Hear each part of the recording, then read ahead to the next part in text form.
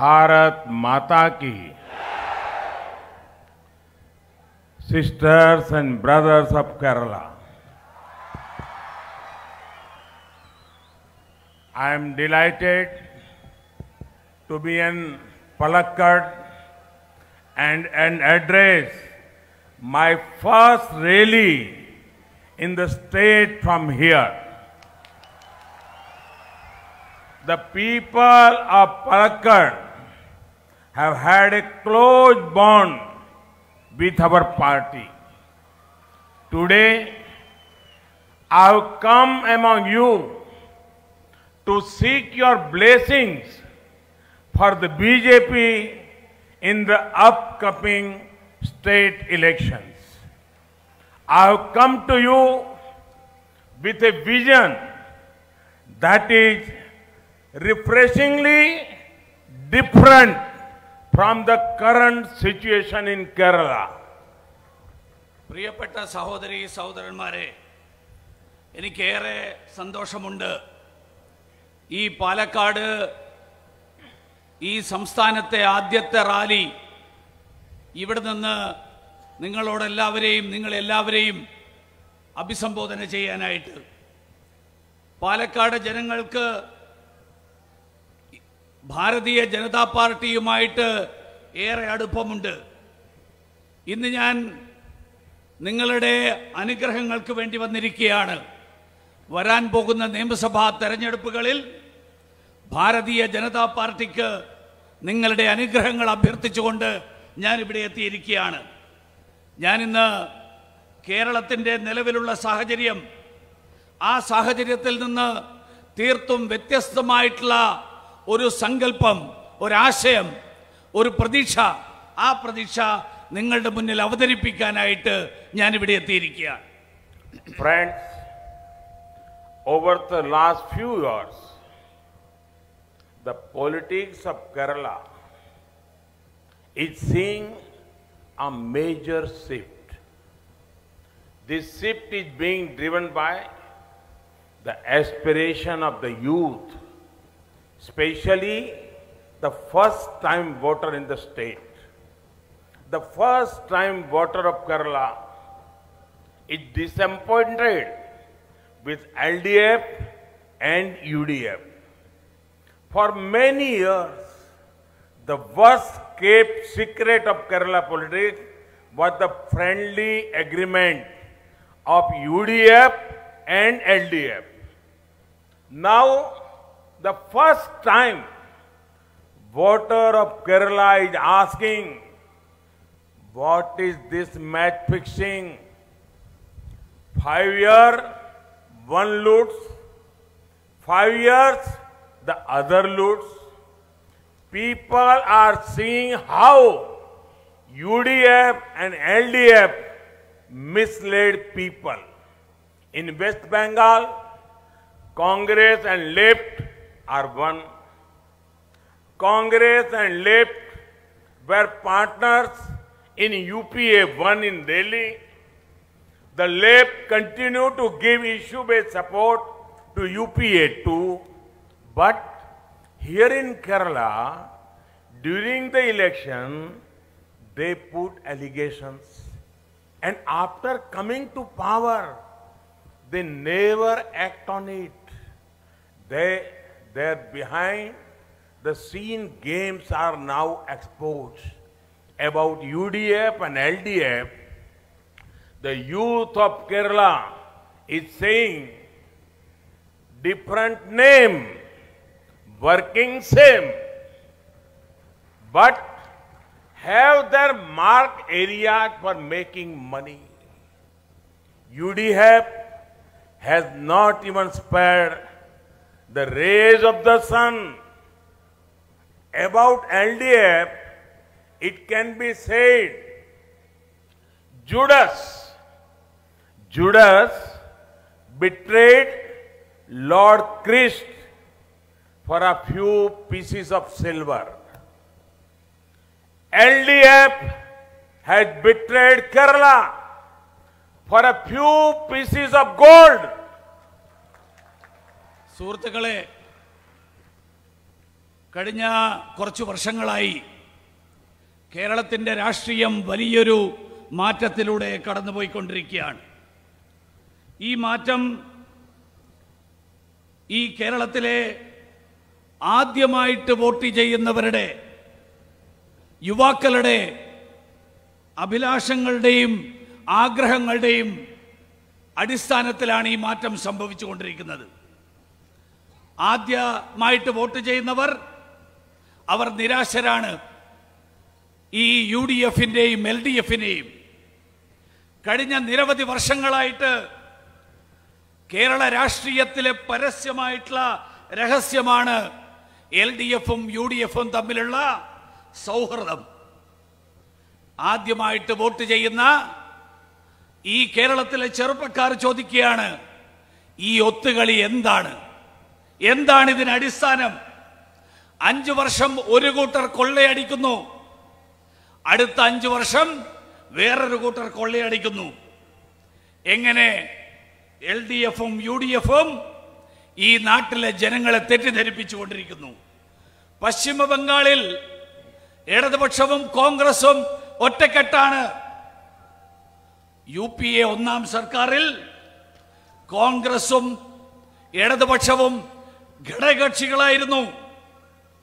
രണ്ടാം UPAയിൽ കോൺഗ്രസ് സർക്കാരിന് ഇടതുപക്ഷം പ്രശ്നാധിഷ്ഠിത പിന്തുണ നൽകി. പക്ഷെ ഇവിടെ തെരഞ്ഞെടുപ്പ് കാലത്ത് ഇവർ പരസ്പരം ആരോപണം ഉന്നയിക്കുന്നു. പക്ഷെ തെരഞ്ഞെടുപ്പ് കഴിഞ്ഞാൽ ആ ആരോപണങ്ങളിൽ ഒരു നടപടിയും ഉണ്ടാകുന്നില്ല. ഈ അണിയറക്കു പിറകിൽ നടക്കുന്ന ഈ നാടകങ്ങൾ ഇപ്പോൾ തുറന്നു കാട്ടപ്പെട്ടിരിക്കുന്നു. കേരളത്തിലെ യുവാക്കൾ UDFനെയും LDFനെ കുറിച്ച് പറയുന്നത് ഒരേ പേരുകൾ, വ്യത്യസ്ത പേരുകൾ, ഒരേ തരത്തിലുള്ള പ്രവൃത്തികൾ. അവർക്ക് രണ്ടു കൂട്ടർക്കും പണമുണ്ടാക്കാനുള്ള അവരുടേതായിട്ടുള്ള മാർഗങ്ങളുണ്ട്. UDFകാർ സൂര്യന്റെ രശ്മികളെ പോലും വെറുതെ വിട്ടില്ല, അതുപോലും പണമുണ്ടാക്കാൻ വഴിയാക്കി. ഇടതുപക്ഷക്കാരെ കുറിച്ച് പറയുമ്പോൾ ബൈബിളിനെ കുറിച്ചുള്ള പ്രശസ്തമായിട്ടുള്ള ഒരു സംഭവമുണ്ട്. യൂദാസ് ഏതാനും വെള്ളിക്കാശിന് വേണ്ടിയിട്ട് യേശുക്രിസ്തുവിനെ ഒറ്റുകൊടുത്ത സംഭവം. കേരളത്തെ ഏതാനും സ്വർണ്ണ നാണയങ്ങൾക്ക് വേണ്ടിയിട്ട്, സ്വർണ്ണക്കട്ടികൾക്ക് വേണ്ടിയിട്ട് LDFകാർ ഒറ്റുകൊടുത്തു. ഇതാണ് ഇവർ രണ്ടുപേരുടെയും സ്ഥിതി. Friends, the politics of our nation has been affected by 5 diseases. They are corruption, casteism, communalism, cronyism, and when I say cronyism, which includes nepotism and dynasty politics. And 5th, criminalization. And the root cause of this disease is the super disease of vote bank politics. UDF and LDF are masters at such vote bank politics. The young and first-time voter of Kerala is seeing how both alliances are bowing to regressive elements of society. It is clear the UDF and LDF have 2 aims: further vote bank politics, fill pockets. This comfortable agreement is all set to be rejected. സുഹൃത്തുക്കളെ, നമ്മുടെ രാജ്യത്തെ രാഷ്ട്രീയ രംഗം 5 ഗുരുതരമായിട്ടുള്ള രോഗങ്ങൾ ബാധിച്ചിരിക്കുകയാണ്. 1, അഴിമതി. 2, ജാതീയത. 3, വർഗീയത. 4, സ്വജനപക്ഷപാതം. ഞാൻ സ്വജനപക്ഷപാതം എന്ന് പറയുമ്പോൾ അതിൽ കുടുംബാധിപത്യം ഉൾപ്പെടെയുള്ള സ്വജനപക്ഷപാതം. 5 ക്രിമിനൽ വൽക്കരണം. ഈ എല്ലാ രോഗങ്ങളുടെയും അടിസ്ഥാനപരമായിട്ടുള്ള കാരണം, അതിൻ്റെ ഏറ്റവും ഗുരുതരമായിട്ടുള്ള കാര്യം, അത് വോട്ട് ബാങ്ക് രാഷ്ട്രീയമാണ്. UDFും LDFും ഈ വോട്ട് ബാങ്ക് രാഷ്ട്രീയത്തിലെ രാജാക്കന്മാരാണ്, മുടിചൂട മന്നന്മാരായി മാറിയിരിക്കുകയാണ്. കേരളത്തിലെ ഈ ആദ്യമായിട്ട് വോട്ട് രേഖപ്പെടുത്തുന്ന ആളുകൾ അവര് എങ്ങനെ ഈ 2 മുന്നണികളും പിന്തിരിപ്പൻ ശക്തികൾക്ക് കീഴടങ്ങുന്നു എന്ന് തിരിച്ചറിഞ്ഞിരിക്കുകയാണ്. ഇവർക്ക് 2 പേർക്കും, LDFനും UDFനും 2 ലക്ഷ്യങ്ങളാണുള്ളത്. ഒന്ന്, വോട്ട് ബാങ്ക് രാഷ്ട്രീയത്തെ കൂടുതൽ ശക്തിപ്പെടുത്തുക, ഫലപ്രദമാക്കുക. 2, സ്വന്തം കീശ വീർപ്പിക്കുക. ഈ ഒരു പരസ്പര ധാരണ, ഈ ഒത്തുകളി, ഇത് തള്ളിക്കളയേണ്ട സമയം ആ സമയം അതിക്രമിച്ചിരിക്കുകയാണ്. Friends, the BJP's vision for Kerala is forward-looking and aspirational. That is why the youth of the state, the professional communities across the state are openly supporting BJP. Across India too, this trend is being seen. People from all walks of life are able to connect with the BJP's vision for India's growth. Take the example of your candidate, Metro Man Sridharan ji. Everyone wants well-educated people to enter politics. But thanks to Metro Man Sridharan ji, I am seeing something for the first time. A man who achieved so much in life, a man who has done excellent work to make India modern and improve connectivity. A man who is admired by all sections of society. He is a proud son of Kerala. He had devoted himself for Kerala's progress. If he wanted only power, he could have got it even 20 years ago. Yet, as a true son of Kerala, he thought beyond power. He knew he would be attacked, but he stayed firm on his commitment to Kerala. He is an inspiration for all, especially for professionals. I want to tell the people of Kerala, in BJP, you have a party that ensures growth based on सबका साथ, सबका विकास, सबका विश्वास. In BJP, you have a party whose focus is to improve your ease of living. സുഹൃത്തുക്കളെ, Bharatiya Janata party കേരളത്തെക്കുറിച്ച് Bharatiya Janata party വിഭാവനം ചെയ്യുന്നത് പുരോഗമനപരമായിട്ടുള്ള കേരളത്തിലെ പുരോഗതിയിലേക്ക് നയിക്കാൻ കഴിയുന്ന ഒരാശയമാണ്. അതുകൊണ്ടാണ് കേരളത്തിലെ വ്യത്യസ്ത തുറകളിൽപ്പെടുന്ന പ്രൊഫഷണലുകളായിട്ടുള്ള ആളുകൾ, അങ്ങനെയുള്ള ആളുകൾ ഭാരതീയ ജനതാ പാർട്ടിയിലേക്ക് ആകർഷകരാകുന്നത്. ഇന്ത്യ മുഴുവനും ഇതേ ഒരു സാഹചര്യം, ആ സാഹചര്യമാണ് ഉണ്ടാകുന്നത്. കേരളത്തിലെ പ്രൊഫഷണലുകൾ ഭാരതീയ ജനതാ പാർട്ടിയെ പരസ്യമായിട്ട് പിന്തുണച്ചുകൊണ്ട് മുന്നോട്ട് വന്നുകൊണ്ടിരിക്കുകയാണ്.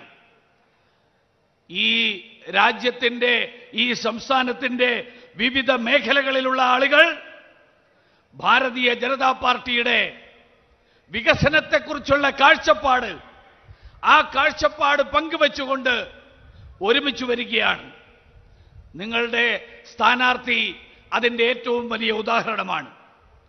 സാധാരണ എല്ലാവരും പറയാറുണ്ട്, വിദ്യാസമ്പന്നരായിട്ടുള്ള ആളുകൾ രാഷ്ട്രീയത്തിലേക്ക് കടന്നു വരണം. പക്ഷേ മെട്രോമാൻ ശ്രീധരൻ അദ്ദേഹത്തിന്റെ ഈ മത്സരിക്കാനുള്ള തീരുമാനം, രാഷ്ട്രീയത്തിലേക്ക് കടന്നു വരാനുള്ള തീരുമാനം ആദ്യമായിട്ട് ഈ ആഗ്രഹങ്ങൾ സബലീകരിക്കുന്നതിന്റെ സൂചനകൾ നൽകുകയാണ്. ജീവിതത്തിൽ എല്ലാം നേടിയ ഒരു മനുഷ്യൻ ഇന്ത്യയെ ആധുനികവൽക്കരിക്കുന്നതിൽ, ഇന്ത്യയുടെ വിവിധ പ്രദേശങ്ങളെ പരസ്പരം ബന്ധിപ്പിക്കുന്നതിൽ അത്യുത്കൃഷ്ടമായിട്ടുള്ള നേട്ടങ്ങൾ കൈവരിച്ചിട്ടുള്ള വ്യക്തി, സമൂഹത്തിലെ എല്ലാ വിഭാഗം ജനങ്ങളും അവരെല്ലാവരും ആദരിക്കുകയും അഭിമാനിക്കുകയും ചെയ്യുന്ന വ്യക്തി. അദ്ദേഹം കേരളത്തിന്റെ വളർച്ചയ്ക്ക് വേണ്ടിയിട്ട്, കേരളത്തിന്റെ പുരോഗതിക്ക് വേണ്ടിയിട്ട് സ്വയം സമർപ്പിച്ചിരിക്കുന്നു. അദ്ദേഹം കേരളത്തിന് അഭിമാനിയായിട്ടുള്ള മകനാണ്. അദ്ദേഹത്തിന് അധികാരമാണ് വേണ്ടിയിരുന്നതെങ്കിൽ 20 വർഷങ്ങൾക്ക് മുൻപേ അത് അദ്ദേഹത്തിന് ലഭിക്കുമായിരുന്നു. പക്ഷേ അന്ന് അദ്ദേഹം യഥാർത്ഥത്തിലുള്ള കേരളത്തിന്റെ യഥാർത്ഥ പുത്രൻ എന്നുള്ള നിലയിൽ അധികാരത്തിനപ്പുറത്തുള്ള പല കാര്യങ്ങളെക്കുറിച്ചും അദ്ദേഹം ചിന്തിച്ചു, അത് പ്രാവർത്തികമാക്കാൻ ശ്രമിച്ചു. ഈ തീരുമാനമെടുത്തപ്പോ അദ്ദേഹത്തിന് അറിയാമായിരുന്നു അദ്ദേഹത്തിനെതിരായിട്ട് അക്രമങ്ങൾ ഉണ്ടാകും, അദ്ദേഹത്തെ വിവിധ തരത്തിൽ അവഹേളിക്കാനുള്ള ശ്രമമുണ്ടാകും. പക്ഷേ അദ്ദേഹം കേരളത്തിനോടുള്ള പ്രതിബദ്ധത, ആ പ്രതിബദ്ധതയിൽ അദ്ദേഹം ഉറച്ചു നിന്നു. അദ്ദേഹം നമുക്കെല്ലാവർക്കും ഏറ്റവും കൂടുതൽ ഉത്സാഹവും ആവേശവും നൽകുന്ന വ്യക്തിത്വമാണ്, പ്രത്യേകിച്ച് പ്രൊഫഷണലുകളായിട്ടുള്ള ആളുകൾക്ക്. എനിക്ക് കേരളത്തിലെ ജനങ്ങളോട് പറയാൻ ആഗ്രഹിക്കുന്നത്, ഇതാ ഭാരതീയ ജനതാ പാർട്ടി, ഈ പാർട്ടി വികസനത്തിന് വേണ്ടി നിലനിൽക്കുന്ന പാർട്ടിയാണ്. എല്ലാവരോടുമൊപ്പം, എല്ലാവർക്കും വികസനം, എല്ലാവരെയും ഒരുമിച്ച് നിർത്തിക്കൊണ്ടുള്ള വികസനം. ഭാരതീയ ജനതാ പാർട്ടി അതിന്റെ ലക്ഷ്യം നമ്മുടെ ജീവിക്കാനുള്ള സാഹചര്യങ്ങൾ, ആ സാഹചര്യങ്ങൾ കൂടുതൽ സുഖകരമാക്കുക എന്നുള്ള ലക്ഷ്യമാണ് Bharatiya Janata പാർട്ടിക്കുള്ളത്. Friends, the high number of roadblocks by UDF and LDF has made the speed of development slower. That is why the time has come for fast development in Kerala, which BJP promises. By fast, what I mean is, F for fisheries and fertilizers, A for agriculture and Ayurveda, S for skill development and social justice, T for tourism and technology. Friends, one of the earliest decisions of our government after re-election in 2019 was to create a separate ministry for fisheries. The aim was to ensure holistic development of the fisheries sector. The hard-working fishermen of India have had enough of words and assurance. They want concrete action that improve their lives. Our government has improved the sector by integrating it with latest technology and more credit avenues. Fishermen have access to Kisan credit cards. The government is working on upgrading boats and harbor facilities. We will also address your problems relating to the fertilizer sector. സുഹൃത്തുക്കളെ, കേരളത്തിന്റെ വികസനത്തിന്റെ പാതയിൽ, ആ പാതയിൽ വേഗതയാർന്ന വികസനത്തിന്റെ പാതയിൽ, ആ പാതയിൽ ഇടതുപക്ഷവും UDF-ഉം നിരവധി തടസ്സങ്ങൾ സൃഷ്ടിച്ചിരിക്കുകയാണ്.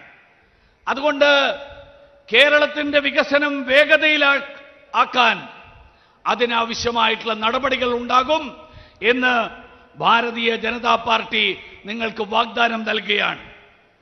അദ്ദേഹം പറഞ്ഞത് വേഗതയാർന്ന വികസനം, ഫാസ്റ്റ് ഡെവലപ്മെന്റ്, FAST, ഫാസ്റ്റ് എന്നാണ് വാക്ക്. ഫാസ്റ്റിന്റെ അർത്ഥം അദ്ദേഹം പറഞ്ഞു. ഫാസ്റ്റിലെ ആദ്യത്തെ അക്ഷരം F എന്ന് പറഞ്ഞാൽ ഫിഷറീസ് ആൻഡ് ഫെർട്ടിലൈസേഴ്സ്, മത്സ്യബന്ധന മേഖലയും രാസവള മേഖലയും. ഫാസ്റ്റിലെ രണ്ടാമത്തെ അക്ഷരം A എന്ന് പറഞ്ഞാൽ അഗ്രികൾച്ചർ ആൻഡ് ആയുർവേദ, കാർഷിക മേഖലയും ആയുർവേദവും. ഫാസ്റ്റിലെ മൂന്നാമത്തെ അക്ഷരം S എന്ന് പറഞ്ഞാൽ skill development and social justice, നൈപുണ്യ വികസനവും സാമൂഹ്യ നീതിയും. ഫാസ്റ്റിലെ അവസാനത്തെ അക്ഷരം T എന്ന് പറഞ്ഞാൽ അതിനർത്ഥം ടൂറിസവും ടെക്നോളജിയും വിനോദസഞ്ചാര മേഖലയും സാങ്കേതിക വിദ്യയും. അതായത് മത്സ്യബന്ധന മേഖലയും രാസവളങ്ങളും കാർഷിക മേഖലയും ആയുർവേദവും നൈപുണ്യ വികസനവും സാമൂഹ്യനീതിയും വിനോദസഞ്ചാര മേഖലയും സാങ്കേതിക വിദ്യയും. ഇതാണ് ഭാരതീയ ജനതാ പാർട്ടി കേരളത്തിലെ ജനങ്ങൾക്ക് നൽകുന്ന വാഗ്ദാനം. അതാണ് വികസനത്തിന്റെ അടിസ്ഥാനം. സുഹൃത്തുക്കളെ, ഈ കേന്ദ്രത്തിൽ NDA സർക്കാർ 2019 വീണ്ടും തെരഞ്ഞെടുക്കപ്പെട്ടപ്പോൾ ആദ്യം ചെയ്ത കാര്യങ്ങളിലൊന്ന് മത്സ്യബന്ധന മേഖലയ്ക്ക് വേണ്ടിയിട്ട് ഒരു പ്രത്യേക വകുപ്പ്, പ്രത്യേക മന്ത്രാലയം രൂപീകരിക്കുക എന്നുള്ളതായിരുന്നു. ഈ മത്സ്യബന്ധന മേഖലയുടെ സമഗ്രമായിട്ടുള്ള വികസനം, ആ സമഗ്രമായിട്ടുള്ള വികസനമായിരുന്നു ലക്ഷ്യം. നമ്മുടെ നാട്ടിലെ കഠിനാധ്വാനികളായിട്ടുള്ള മത്സ്യബന്ധന മേഖലയിലെ പ്രവർത്തകർ, അവർക്ക് പലതവണ പലതരത്തിലുള്ള ഉറപ്പുകൾ, വാഗ്ദാനങ്ങൾ ലഭിച്ചിട്ടുണ്ട്. അവർക്ക് ആവശ്യം നടപടികളാണ്. നമ്മുടെ ഗവൺമെന്റ്, കേന്ദ്ര സർക്കാർ സാങ്കേതിക വിദ്യയെ, അതോടൊപ്പം വായ്പാ സൗകര്യങ്ങളെ, അത് രണ്ടും ഈ മേഖലയിൽ വർദ്ധിപ്പിച്ചുകൊണ്ട് ആ നടപടികൾക്ക് തുടക്കം കുറിച്ചിരിക്കുകയാണ്. കിസാൻ ക്രെഡിറ്റ് കാർഡിലെ വായ്പാ സൗകര്യം, ആ വായ്പാ സൗകര്യത്തിന് കൃഷിക്കാർക്ക് അർഹതയുണ്ട് എന്ന് സർക്കാർ തീരുമാനിച്ചു. നമ്മുടെ തുറമുഖങ്ങളും അതുപോലെ മത്സ്യബന്ധന യാനങ്ങളും അതിലൊക്കെയുള്ള സൗകര്യങ്ങൾ, ആ സൗകര്യങ്ങൾ വർദ്ധിപ്പിക്കാൻ അതിനു വേണ്ടിയുള്ള പ്രവർത്തനങ്ങൾ നടന്നുകൊണ്ടിരിക്കുകയാണ്. രാസവള മേഖലയിലെ പ്രശ്നങ്ങൾ പരിഹരിക്കാൻ അതിനു വേണ്ടിയിട്ടുള്ള ശ്രമങ്ങളും അതോടൊപ്പം നടക്കുകയാണ്.